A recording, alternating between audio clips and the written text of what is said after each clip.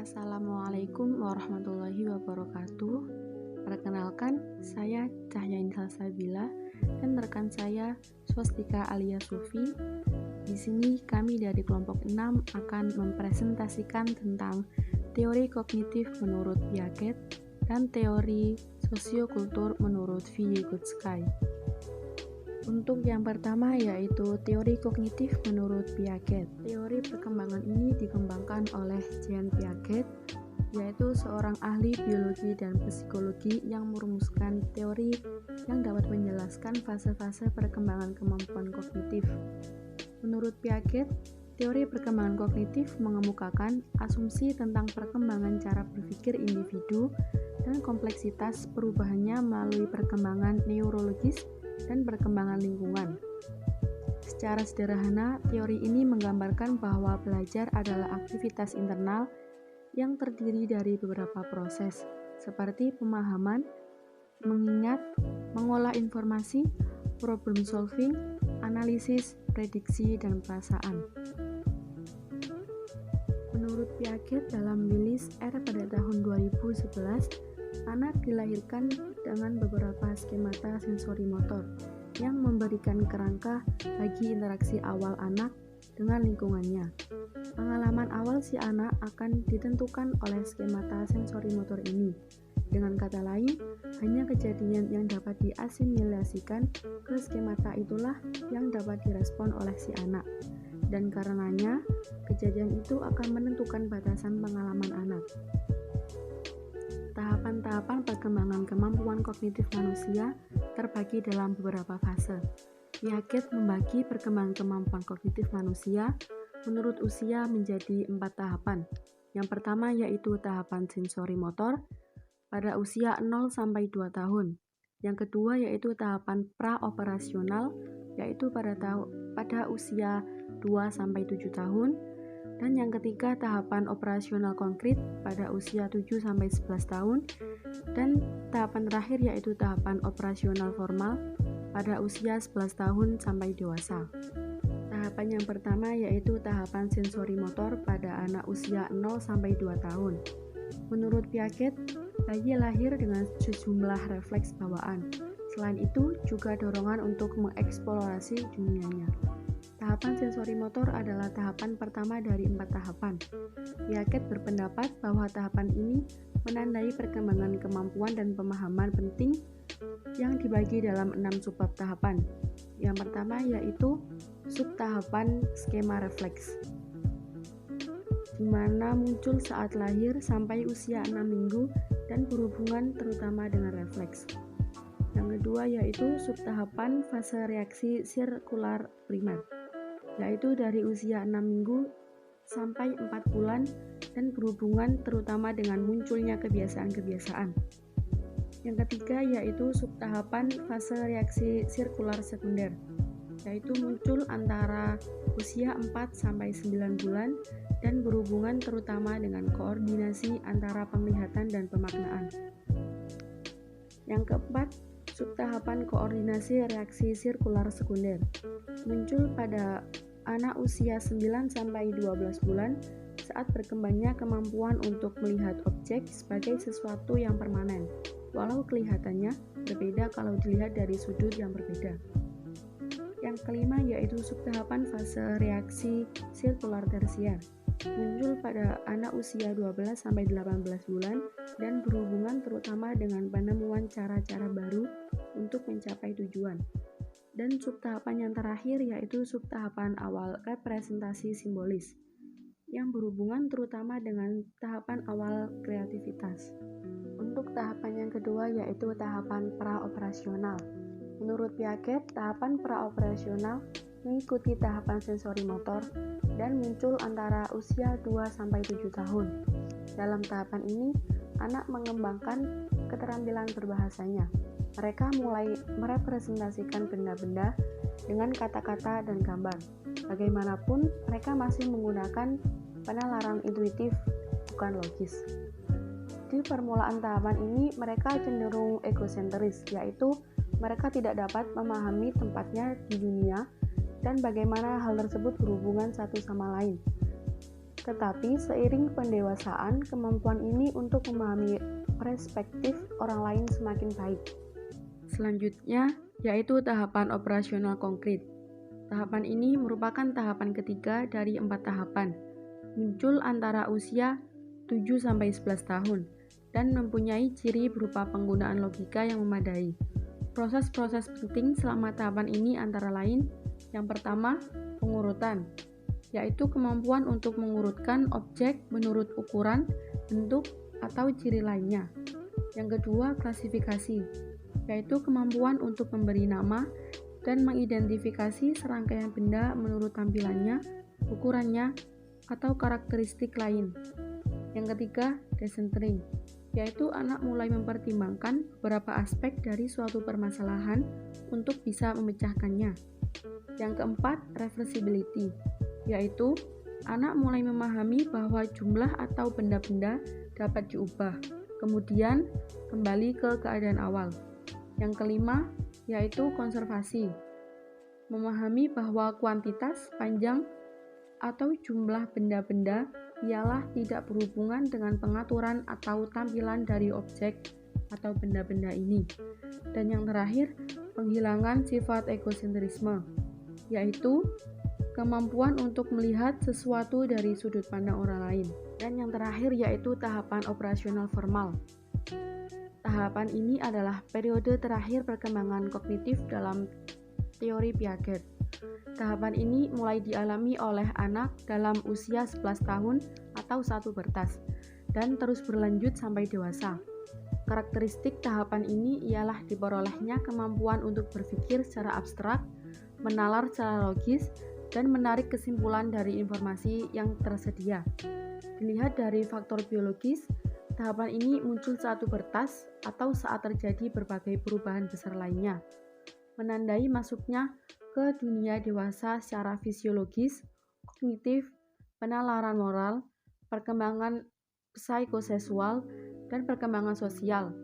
Beberapa orang tidak sepenuhnya mencapai perkembangan sampai tahap ini, sehingga ia tidak mempunyai keterampilan berpikir sebagai seorang dewasa dan tetap menggunakan penalaran dari tahap operasional konkret. Keempat tahapan tersebut memiliki ciri-ciri sebagai berikut. Yang pertama, walau tahapan-tahapan itu dapat dicapai dalam usia bervariasi, tetapi urutannya sama. Tidak ada tahapan yang diloncanti dan tidak ada urutan yang mundur. Yang kedua yaitu universal atau tidak terkait budaya. Yang ketiga yaitu dapat digenerasikan. Yang keempat, tahapan-tahapan tersebut berupa keseluruhan yang terorganisasi secara logis. Dan yang kelima yaitu urutan tahapan bersifat hierarkis, yang artinya setiap tahapan mencakup elemen-elemen dari tahapan-tahapan sebelumnya, tetapi lebih terdiferensiasi dan terintegrasi. Yang keenam yaitu tahapan merepresentasikan perbedaan secara kualitatif dalam model berpikir, bukan hanya perbedaan kuantitatif. Ada pula beberapa konsep yang perlu dimengerti agar lebih mudah memahami teori perkembangan kognitif menurut Piaget. Yang pertama yaitu intelijensi.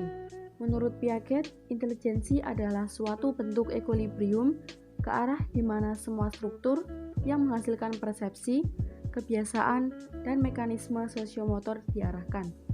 Yang kedua yaitu organisasi. Organisasi adalah suatu tendensi yang umum untuk semua bentuk kehidupan guna mengintegrasikan struktur baik yang psikis atau fisiologis dalam suatu sistem yang tinggi. Yang ketiga yaitu skema. Skema adalah suatu struktur mental seseorang di mana ia secara intelektual beradaptasi dengan lingkungan sekitarnya. Skema akan beradaptasi dan berubah selama perkembangan kognitif seseorang. Yang keempat yaitu asimilasi. Asimilasi adalah proses kognitif di mana seseorang mengintegrasikan persepsi, konsep, atau pengalaman baru ke dalam skema atau pola yang sudah ada dalam pemikirannya. Yang kelima, akomodasi. Akomodasi adalah pembentukan skema baru atau mengubah skema lama sehingga cocok dengan rangsangan yang baru, atau memodifikasikan skema yang ada sehingga cocok untuk rangsangan yang ada. Dan yang terakhir yaitu ekuilibrasi. Ekuilibrasi adalah keseimbangan antara asimilasi dan akomodasi. Ekuilibrasi dapat membuat seseorang menyatukan pengalaman luar dengan struktur dalamnya. Teori sosiokultural Lev Vygotsky. Teori ini dikemukakan oleh Lev Vygotsky. Vygotsky melukiskan perkembangan anak sebagai aspek yang tidak terpisahkan dari aktivitas sosial dan budaya. Ia berpendapat bahwa perkembangan memori, atensi, dan penalaran mencakup kegiatan belajar untuk menggunakan temuan-temuan dari masyarakat seperti bahasa, sistem matematika, dan strategi memori. Secara sederhana, teori ini menggambarkan bahwa teori sosiokultural adalah teori belajar yang titik tekan utamanya ada pada bagaimana seseorang belajar dengan bantuan orang lain dalam suatu zona keterbatasan dirinya. Menurut Vygotsky, interaksi anak-anak dengan orang dewasa yang lebih terampil dan kawan-kawan sebaya tidak dapat dipisahkan dari perkembangan kognitif mereka. Melalui interaksi ini, mereka belajar menggunakan perangkat yang dapat membantu mereka untuk beradaptasi dan berhasil di dalam budayanya. Teori belajar sosiokultural Lev Vygotsky meliputi 3 konsep utama, yaitu yang pertama, hukum genetik tentang perkembangan. Perkembangan menurut Vygotsky tidak bisa hanya dilihat dari fakta-fakta atau keterampilan-keterampilan, namun lebih dari itu, perkembangan seseorang melewati 2 tataran. Tataran yang pertama yakni tataran sosial, tempat orang-orang membentuk lingkungan sosialnya, atau dapat dikategorikan sebagai interpsikologis atau intermental, dan tataran sosial di dalam diri orang yang bersangkutan, atau dapat dikategorikan sebagai intrapsikologis atau intramental. Teori sosiokultural menempatkan intermental atau lingkungan sosial sebagai faktor primer dan konstitutif terhadap pembentukan pengetahuan serta perkembangan kognitif seseorang. Fungsi-fungsi mental yang tinggi dari seseorang diyakini muncul dari kehidupan sosialnya. Sementara itu, intramental dalam hal ini dipandang sebagai turunan yang terbentuk melalui penguasaan dan internalisasi terhadap proses-proses sosial tersebut. Hal ini terjadi karena anak baru akan memahami makna dari kegiatan sosial apabila telah terjadi proses internalisasi. Oleh sebab itu, belajar dan berkembang satu kesatuan yang menentukan dalam perkembangan kognitif seseorang. Yang kedua adalah zona perkembangan. Zona perkembangan proksimal atau zona proximal development atau ZPD merupakan konsep utama yang paling mendasar dari teori belajar sosiokultur Vygotsky. Vygotsky berpendapat bahwa setiap anak dalam suatu domain mempunyai level perkembangan aktual yang dapat dinilai dengan menguji secara individual dan potensi terdekat bagi perkembangan domain dalam tersebut. Vygotsky menyebutkan perbedaan ini berada di antara 2 level zona perkembangan proksimal. Vygotsky mendefinisikan sebagai jarak antara level perkembangan aktual seperti yang ditentukan untuk memecahkan masalah secara individu, level perkembangan potensial seperti yang ditentukan lewat pemecahan masalah di bawah bimbingan orang dewasa atau dalam kolaborasi dengan teman sebaya yang lebih mampu. Ada 4 tahapan zona proximal development yang terjadi dalam perkembangan dan pembelajaran, yakni yang pertama, tindakan anak masih dipengaruhi atau dibantu orang lain. Yang kedua adalah tindakan anak yang didasarkan atas inisiatif sendiri. Yang ketiga, tindakan anak berkembang spontan dan terinternalisasi. Dan yang keempat adalah tindakan anak spontan akan terus diulang-ulang hingga anak siap untuk berpikir abstrak. Teori belajar sosiokultur yang ketiga yakni mediasi. Mediasi merupakan tanda-tanda atau lambang-lambang yang digunakan seseorang untuk memahami sesuatu di luar pemahamannya. Di sini ada 2 jenis mediasi yang dapat mempengaruhi pembelajaran, yakni yang pertama adalah mediasi semiotik, di mana tanda-tanda atau lambang-lambang yang digunakan seseorang untuk memahami sesuatu di luar pemahamannya.